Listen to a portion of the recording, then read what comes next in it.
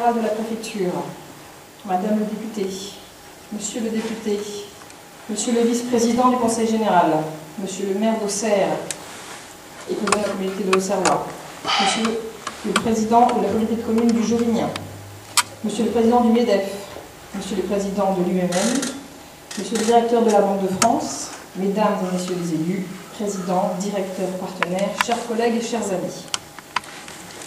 Humour, cynisme et ironie. Joli cocktail peut être entré en matière, où tout à chacun aura pu apprécier dans un court extrait l'absolue confusion dans laquelle nous baignons depuis quelque temps. Cette rentrée aurait pu être l'occasion de m'essayer à un nouvel exercice, celui de vous servir un discours ironique, ô combien tentant je dois dire, au regard du climat économique déprimant des derniers mois. Car si je cherche un signe positif, booster d'énergie et prometteur de belles sensations, de renouveau, d'embellie, d'espoir, je n'en vois qu'un. En fouillant l'actualité des dernières semaines, en toute objectivité, je n'en vois qu'un, vous m'en excuserez. Il s'agit évidemment de la naissance de mon fils, Michelangelo. Je m'excuserai cette petite boutade, mais en dehors du fait que je sois une nouvelle fois effectivement une maman comblée, la tentation est grande de tourner le débat en dérision, tant le climat délétère dans lequel nous travaillons et survivons depuis trop de mois pèse comme une chape de plomb sur nos têtes. Alors que nos fondements sont menacés, que l'activité régresse, que les prix sont au plus bas, faisant fi de la qualité, que le recours à la main-d'œuvre low cost se répand, nos attentes restent sans réponse positive. Désillusion ou colère, pessimisme ou réalisme, ce qui est sûr, c'est que c'est bien le réalisme qui m'a fait m'adresser à mes salariés en ce mois de juillet, pour leur annoncer que cette année, il n'y aurait pas d'augmentation, pas de prime, et que si le prochain semestre n'apportait pas son quota d'affaires signées, après n'avoir pas renouvelé mes contrats pro, après n'avoir pas embauché de nouveaux apprentis, je serais sans doute contrainte d'envisager de me séparer de certains d'entre eux, car oui, comme bien d'autres parmi vous, après 4 années de vache maigre à faire le dos rond, à consommer le peu de trésorerie constituée, à rogner toutes les marges et revoir tous les process de fonctionnement et de production, la marge de manœuvre reste faible et la seule variable d'ajustement reste nos effectifs. Comment pourrions-nous seulement être optimistes quand nous n'arrivons plus à vendre le travail de nos compagnons, quand nous n'arrivons plus à vendre nos frais généraux et que chaque prix de revient se trouve plombé par le poids des charges supplémentaires, par une protection salariale démesurée au coût exponentiel, par une complexité administrative qui font de nos sociétés des entreprises non rentables, non compétitives, à contre-courant au sein de l'Europe et du monde. Comment se féliciter d'être dans le peloton de tête des pays où le travail est taxé à hauteur de 46%? Resterons-nous fiers d'être entrepreneurs, alors que nous avançons dans l'indifférence générale? Nos artisans motivés ne peuvent plus se payer de salaires décents et deviennent auto-entrepreneurs. Nos patrons de PME à l'agonie, qui résistent douloureusement, choisissent de remplacer doucement mais sûrement leur main-d'œuvre propre par les travailleurs européens courageux et bon marché. Nos centres de formation se vident d'apprentis en mal d'entreprise d'accueil. Nos efforts et nos actions de formation, de perfectionnement, de mise aux normes ne trouvent pas écho sur le marché de la concurrence européenne. Nos entreprises doivent s'adapter, certes, nous l'avons compris. L'essor économique de 2008 ne se représentera pas. Mais à quel prix s'adapter? Quand nous avons compris aujourd'hui que la crise que nous croyions seulement conjoncturelle est bel et bien une crise structurelle. Alors que l'activité régresse partout, et surtout dans Lyon, le plus grand fléau reste le niveau de prix catastrophiquement bas. Excusez-moi de bafouiller. Les pratiques tarifaires qui ont cours depuis plus de 2 ans sont non seulement néfastes pour maintenir l'image de marque de la profession, mais elles sont surtout dangereuses et vouées à l'échec. Quand les donneurs d'ordre publics attribuent leur marché à des niveaux de prix indécents, favorisant les entreprises qui parasitent le marché, le regard détourné des exigences qualitatives, mais le regard attentif au rabais complaisant. Et que dire de cette activité économique parallèle que chacun d'entre vous a vu se développer dans vos départements, comme ailleurs? Ces mauvaises habitudes pour retrouver du travail non déclaré, des chantiers qui sortent de terre le week-end ou le soir, des échanges de services entre nos clients potentiels qui ont remis au goût du jour l'autoconstruction. Le troc, vieux système marchand, semble très bien fonctionner en cette période économique tourmentée. Et ne nous voilons pas la face, ce marché parallèle n'est que le reflet d'un malaise économique profond pour nos clients, auprès de qui notre professionnalisme, nos compétences et nos garanties ne font plus le poids. La casse sociale existe aussi dans le bâtiment, et ce semestre prévoit encore une accélération du nombre de défaillances d'entreprises. Les dossiers se sont entassés cet été dans les tribunaux de commerce, et les entreprises en manque de secours financiers seront peu nombreuses à se relever de la mesure de sauvegarde. Les banques, elles aussi inquiètes, nous renvoient les échos des premières conséquences financières de ces défaillances et des pertes consécutives. Encore étudiante en école d'ingénieur dans les années 92-96, je suis trop jeune pour avoir vécu d'autres crises. Et quand j'entends mes aînés me dire qu'il y en a eu bien d'autres et qu'il y en aura encore, que tôt ou tard le cycle tournera, je les entends aussi et surtout me dire que de toutes les crises vécues, celle-ci est bien plus rude et bien plus douloureuse.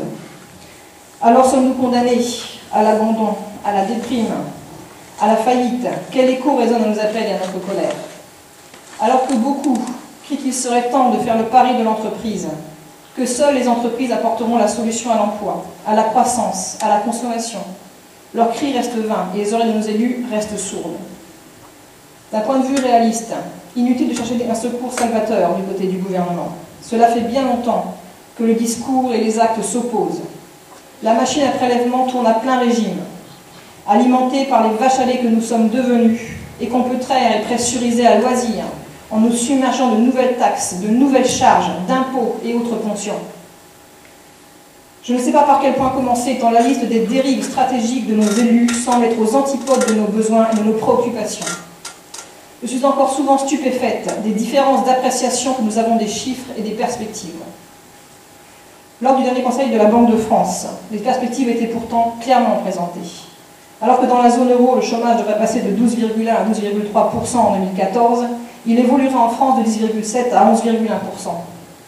Alors que l'inflation devrait se maintenir à 1 point, le taux d'endettement des administrations publiques restera en forte augmentation, ce qui n'augure rien de bon en termes de commandes publiques. Le coût unitaire du travail, toujours en augmentation, pose et confirmera des problèmes de compétitivité insolvables.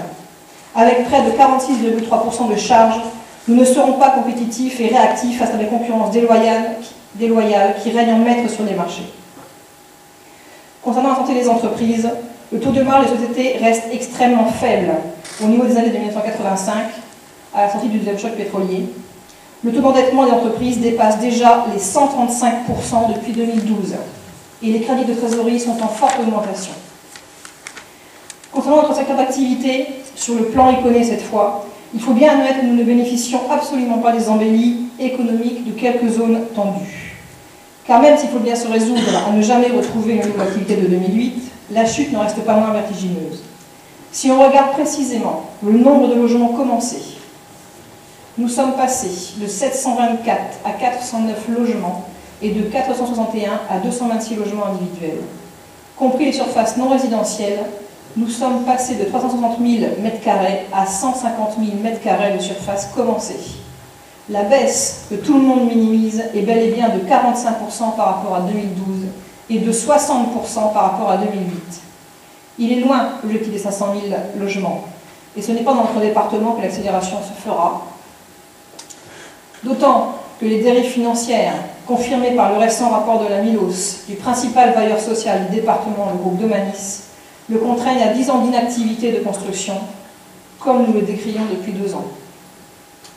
Et quelle amélioration rapide attendre alors que les complexités administratives et normatives handicapent les marchés potentiels que sont ceux de la construction et de la rénovation.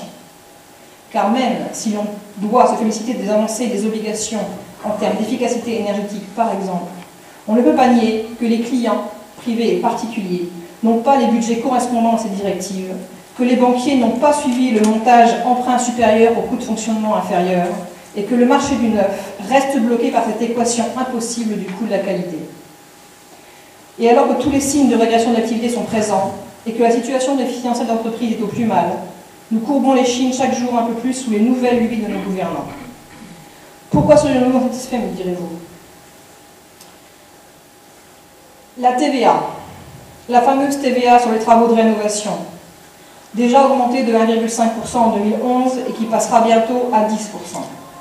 Alors que ces travaux représentent parfois jusqu'à 80% d'activité des PME, le gouvernement plombe un peu plus le coût de nos travaux. mesure ô combien impopulaire et en totale contradiction avec les enjeux environnementaux. C'est pourquoi on peut saluer l'initiative du jour, à savoir la baisse de la TVA à 5% sur les travaux de rénovation énergétique exclusivement, en espérant qu'il n'y aura pas de conditions d'éligibilité à cette mesure, telles que des plafonds de ressources. Car comme chacun sait, ce ne sont pas les ménages modestes à qui on donne 1 350 € de prime qui réalisent des travaux.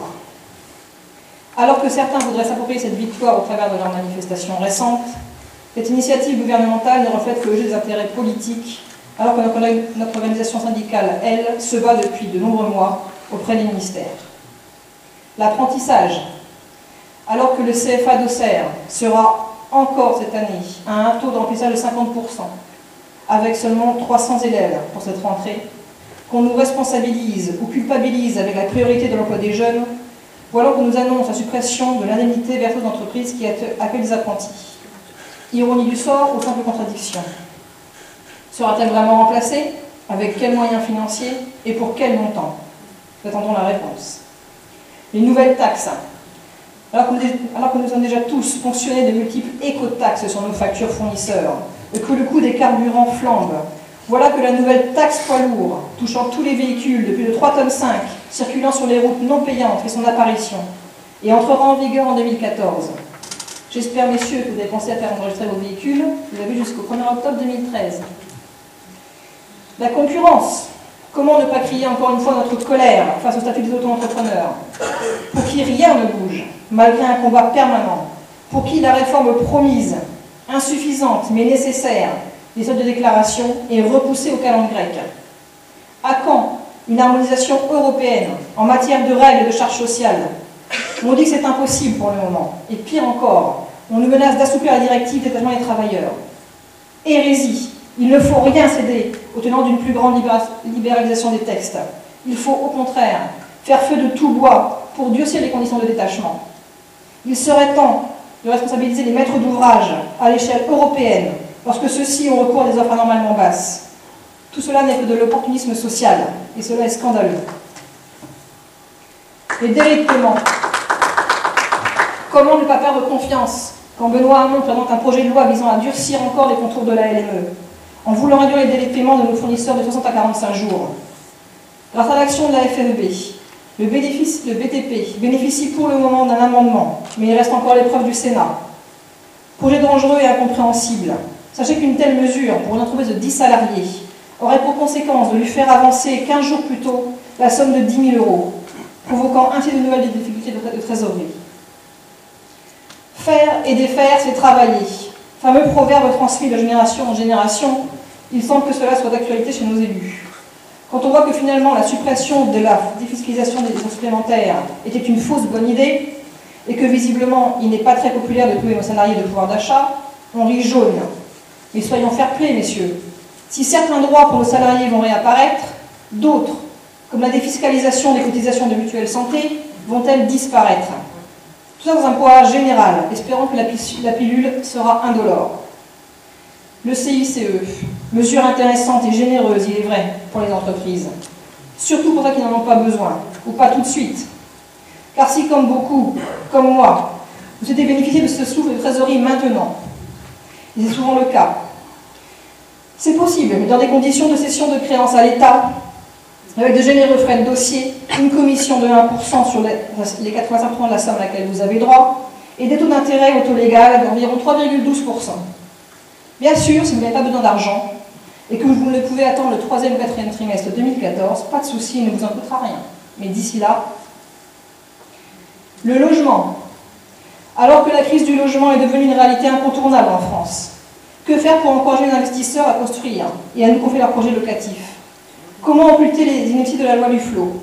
Entre les dispositions relatives à l'encadrement des loyers dans le parc privé, la mise en place d'une garantie universelle des loyers pour laquelle sera mise en place une agence publique, source de complexité et de dépenses publiques non maîtrisées, que de belles démonstrations de découragement pour nos investisseurs.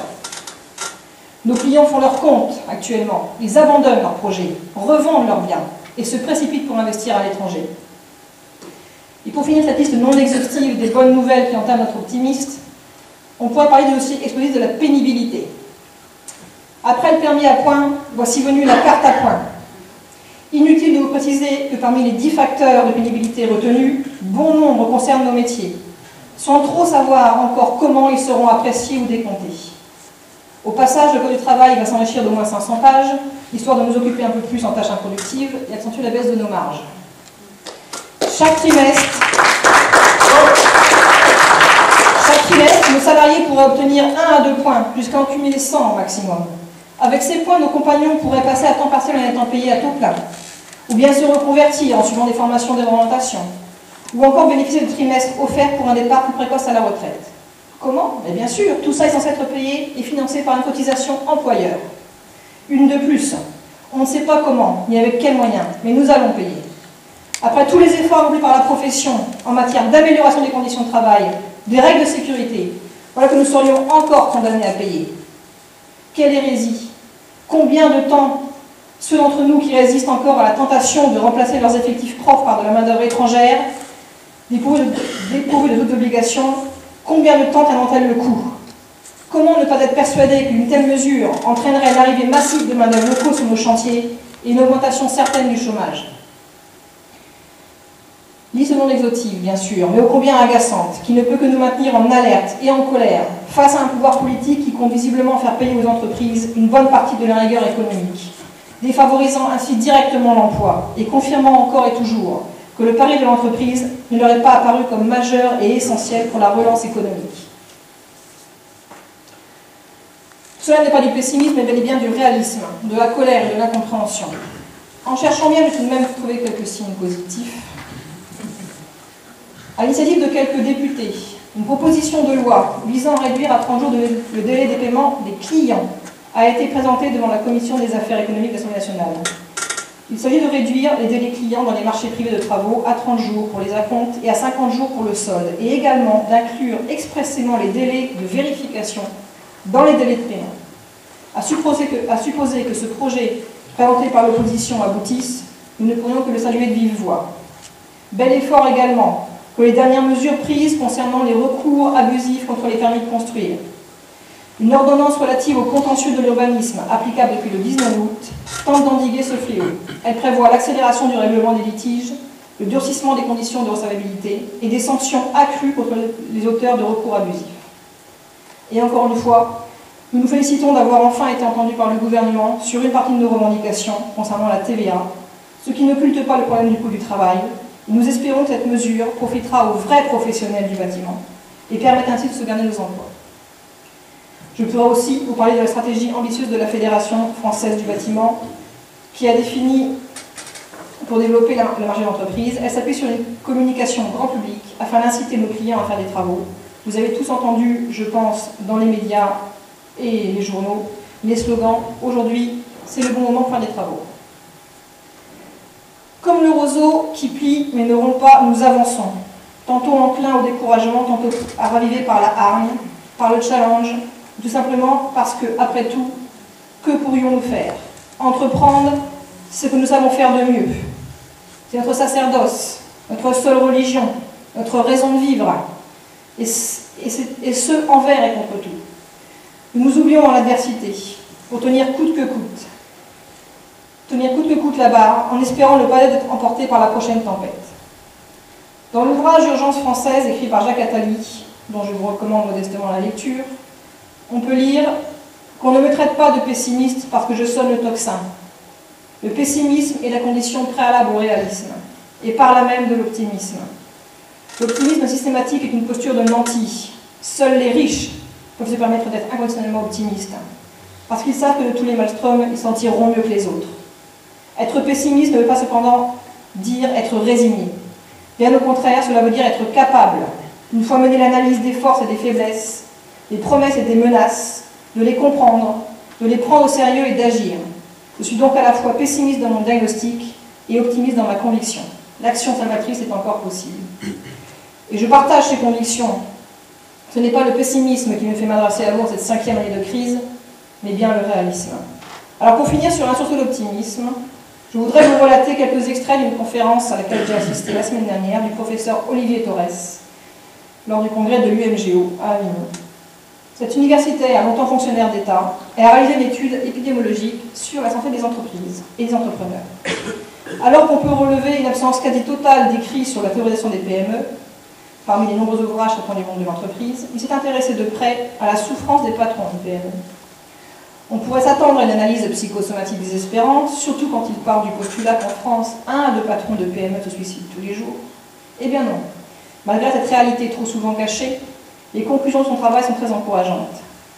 Restez donc optimistes, chers collègues entrepreneurs. Vous devriez vivre mieux et plus longtemps que vos salariés. Oui, bien sûr, nous avons nos maux, nos souffrances, résumées principalement en 4 groupes. Le stress, la surcharge du travail, l'incertitude du lendemain ou du carnet de commandes, et la solitude du chef d'entreprise. Contre ces troubles, un bon remède, un seul remède, le syndicalisme patronal. Rassemblons-nous, partageons nos souffrances, ne restons pas seuls. Mais à contrario, nous avons de grandes chances. Car s'il n'y a pas de bon stress ou de mauvais stress, comme il peut y avoir de bon ou mauvais cholestérol, il y a une différence notable entre le stress subi et le stress choisi. On souffre bien moins des contraintes choisies que des contraintes subies. Et le stress est chez nous un moteur. Et de plus, nous bénéficions de phénomènes compensateurs dits salutogènes. La maîtrise de notre destin. Le décideur vit bien mieux que le fataliste. L'endurance. Nous tombons souvent en ce moment, mais nous relevons à chaque fois. Et l'optimisme, car finalement, nous avançons toujours indécrottable convaincus d'être sur la bonne voie. Et figurez-vous que les optimistes vivent bien plus longtemps que les pessimistes. Alors messieurs, mesdames, en fuyant les anxieux et les anxiogènes, en gardant une bonne dose d'humour et de cynisme face à l'actualité, en restant combatifs face à l'adversité, en nous regroupant pour échanger et combattre, en n'oubliant pas de bien vivre et de bien festoyer, il paraît que nous pourrions avoir de beaux jours devant nous. Je finirai par ces mots de Jacques Attali, de nouveau. Avons-nous assez confiance en nous-mêmes pour comprendre que rien n'est perdu? Assez le sens du tragique pour penser que le pire est possible? Assez de mémoire pour se souvenir que tout est précaire? Assez de sens de l'utopie pour savoir que le meilleur reste à conquérir? Assez de sens de l'urgence pour adopter dans le cadre de la réforme démocratique le tempo d'une révolution? Je vous remercie.